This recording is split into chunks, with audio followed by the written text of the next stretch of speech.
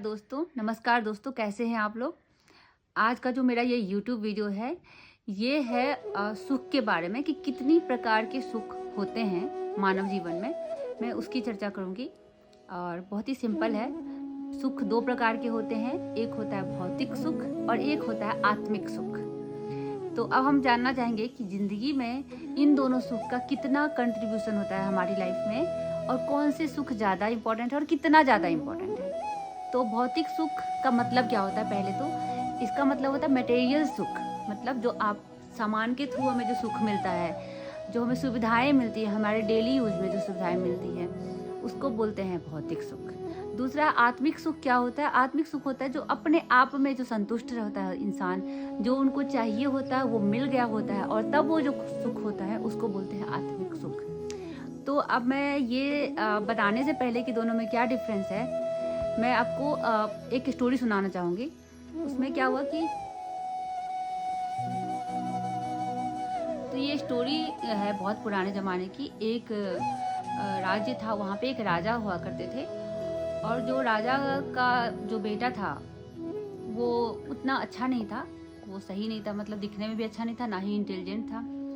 तो लेकिन जब वो राजा का बेटा 16 साल का हुआ तो बाय बर्थ उसे राजा घोषित किया गया कि ये राजकुमार है, आने वाले समय में ये राजा बनेंगे। उसी गांव में, उसी राज्य में एक साधारण परिवार रहता था, प्रजा में, जो बहुत साधारण था। और राजा के घर जब राजकुमार पैदा हुए थे, उसी समय उसके घर में भी एक बेटा पैदा हुआ था, पुत्र उसका पैदा हुआ था। वो राजा के बेटे से कहीं ज़्यादा सुंदर और स्मार्ट था, बोलने में भी, सब कुछ में। लेकिन तब जब वो 16 साल का वो भी हो गया था तो सबने बोला कि अरे हमारे राजा से ज़्यादा इंटेलिजेंट और बोलने में अच्छा तो ये है, ये लड़का। उसको भी लगा कि हाँ वो सबसे बेस्ट है, तो इसको राजा होना चाहिए। ये दुख उसके अंदर आ गया कि आखिर भगवान का ये कैसा अन्याय है कि मैं जब कैपेबल हूँ राजा बनने में, तो फिर कोई और, वो राजा का बेटा राजा क्यों बन रहा है, मैं क्यों ना बनूँ राजा। तो ये आने से वो दुख में भर गया। वो करीब बहुत ही तकलीफ में आ गया। कुछ दिन तक तो उसको नींद नहीं आई। उसने अपने माँ बाप से बोला कि मैं क्या करूं। तब जब वो बहुत तकलीफ में था तो उसके पिता ने पूछा कि बेटा क्या हुआ, तुम इतने तकलीफ में क्यों हो, तुम तो इतना अच्छा काम कर सकते हो, बहुत अच्छे हो हर चीज़ में, फिर क्यों ऐसे अचानक से दुखी क्यों हो गए, खाना पीना क्यों छोड़ दिया और ऐसे मुरझाए हुए क्यों हो। तो बोला कि पिताश्री आप बोलते भगवान पे भरोसा करो, मैं भगवान पे भरोसा कर रहा हूँ, पर ये कैसा अन्याय है भगवान का, जब मैं कैपेबल हूँ हर तरह से तो कोई और राजा क्यों बन रहा है, उसके लिए मुझे क्या करना चाहिए। तो उसके पिता ने मुस्कुराते हुए बोला कि ये तो बेटा तुम्हें किसी साधु से ही पूछना पड़ेगा कि ये कैसे करना चाहिए, ये तो मुझे भी जवाब नहीं पता इस चीज़ का, क्योंकि मेरे हिसाब से भी तुम ज़्यादा कैपेबल हो, पर मैं तुम्हें नहीं इस पर कर सकता हूँ। तो फिर इस कहानी में हमने देखा कि दो सेम लड़के हैं। एक लड़का है जो कि उतना कैपेबल नहीं है पर वो राजा बन रहा है, और एक लड़का है जो बहुत कैपेबल है पर फिर भी वो राजा नहीं बन रहा है। तो यही हमारे साथ भी होता है। हम जब कभी देखते हैं दूसरों को तो हमें लगता है कि भाई ये सुख तो हमारे लिए लिखा हुआ है, ये इंसान इतना बड़ा आदमी कैसे बन सकता है। फॉर एग्जाम्पल हम अंबानी को देखते हैं। अंबानी का अब जो बेटा है वो तो शुरू से ही बहुत बड़ा है, बहुत अच्छे, उसी एज ग्रुप में कोई और बच्चा है तो उसको वो सुख नहीं मिलता है। तो ये होता है भौतिक सुख।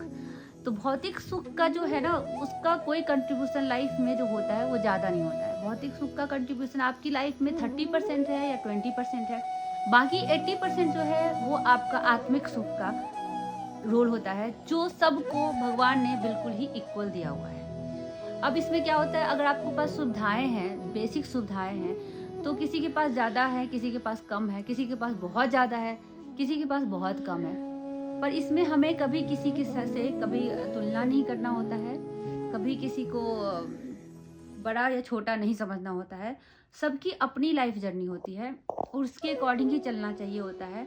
अब ये है कि आत्मिक सुख हम कैसे प्राप्त करें अगर हमारा भौतिक सुख कम है।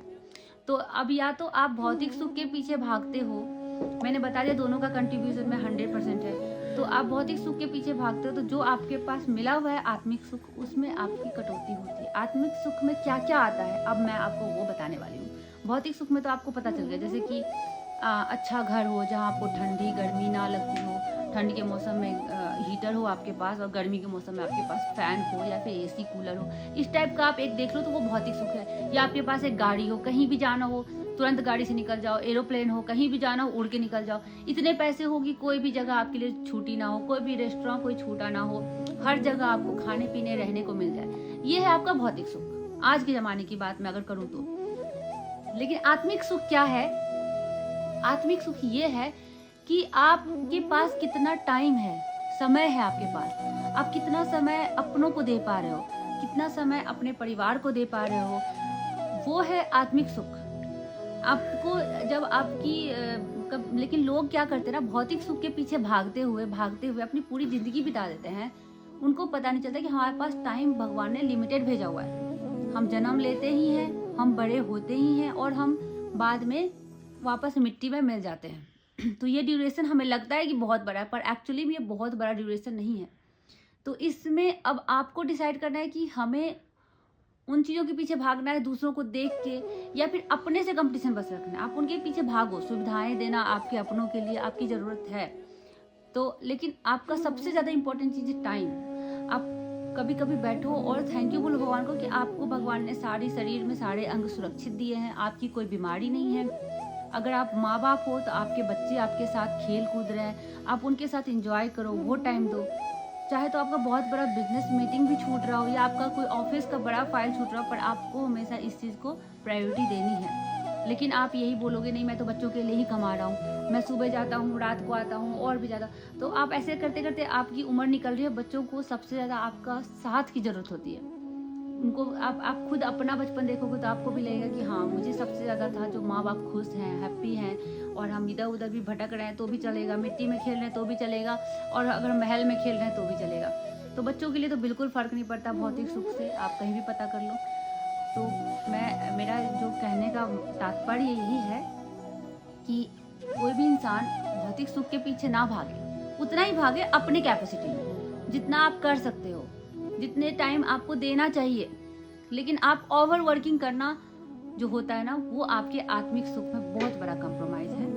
आप लोग अपने आत्मिक सुख पे ज़्यादा ध्यान दें, भौतिक सुख पे कम ध्यान दें। धन्यवाद।